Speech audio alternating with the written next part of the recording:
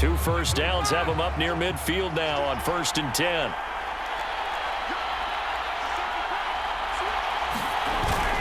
They'll keep it on the ground. It's Patterson. And he is brought down, but not before reaching the 30. 80 yards rushing for him. Now as he's run it 11 times. They go with the ground game, pick up the first, now in plus territory. And that changes the whole mentality of a play caller, doesn't it? Once they cross the 50, they feel like they're in the strike zone. All right, you don't have to be in the red zone to take those big shots downfield or go after the end zone. Right now, that might be available to him. And now this first drive in OT continues.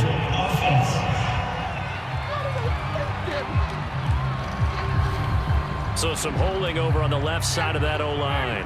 And I know for the guys trying to move those big defensive people, they'd love for them to stay in one spot. But they move around so quick and so fast that sometimes you just have to grab them. And a loose.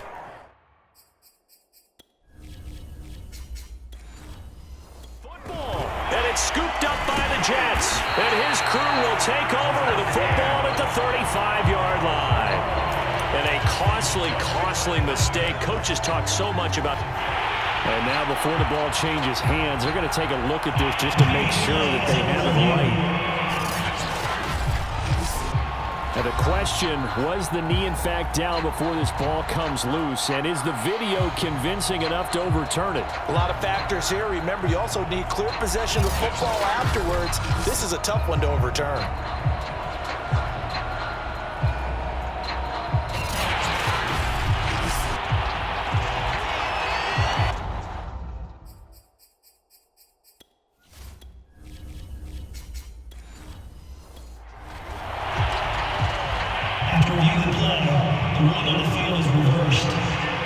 So that one overturned. They say the knee was down, and that will not be ruled a fumble. Now a throw downfield is taken in by his running back. And down to the 20 he'll go before heading out of bounds. Right after the turnover, they come out throwing. And that means it's a sudden change situation. We used to practice it on defense. Sudden change, get out there, stop the offense. But you typically run out there a little bit unsettled. I think that's why he came right out throwing the football, hoping to catch him off balance. And he did. Full to run show Fadukasi there on the tackle. One overtime, how about two? We need another. We're still even. We'll switch sides and have that second overtime in just a moment.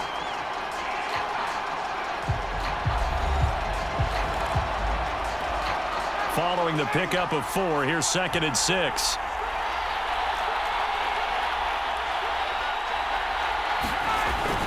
They'll keep it on the ground. It's Patterson. And they get to him quickly here as he's stopped right around the 13. Still a couple yards short of the first as the 3-yard gain brings up a 3rd down. Some of the most unselfish players on any football team, defensive tackles, because we ask them to just eat up blocks and allow other people to make tackles. But when he can make a play himself, as we just saw there, that's a big day. A chance for the first score of this Super Bowl. Here's 1st and goal. They'll try and run for it with Davis. And he's able to get it down to the 2-yard line. He'll get 6 on the ground there, and it'll be 2nd and goal coming up. And play will be stopped here with 10 seconds remaining in overtime as they've called a timeout.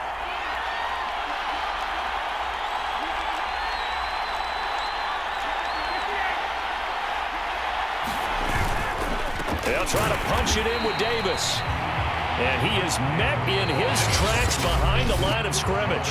Now we're going to get a timeout with 5 seconds left here in overtime.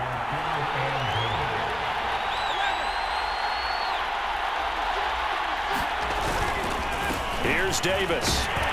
They push forward, but I don't think it's enough. He's going to be about a yard short.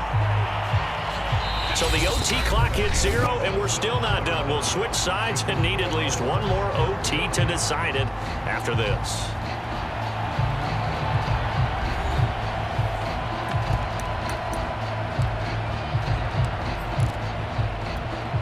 The offense is staying out there. Here we go on 4th and goal from the 1.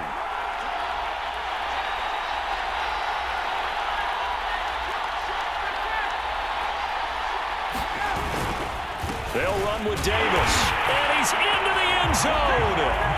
Move over, James White. You've got a new rival for best finish to a Super Bowl ever.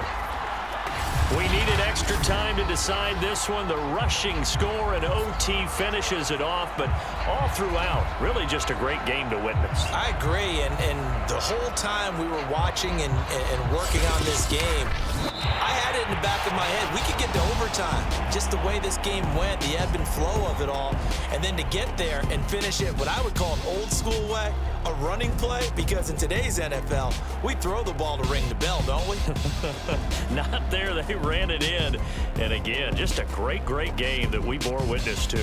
And it's over. The Lombardi Trophy belongs to the Falcons. Yes, the Atlanta Falcons are the Super Bowl champions. For the victors getting to hoist that Lombardi Trophy, you know, we've talked to guys that have done it, and they say there's no better feeling in sports. I don't know how there can be. The journey to get to this game is incredible. And then to finally break through and win it when all eyes are on this game alone because there's nothing else going on, that's just got to be absolutely amazing. The task, incredible. But the accomplishment, forever.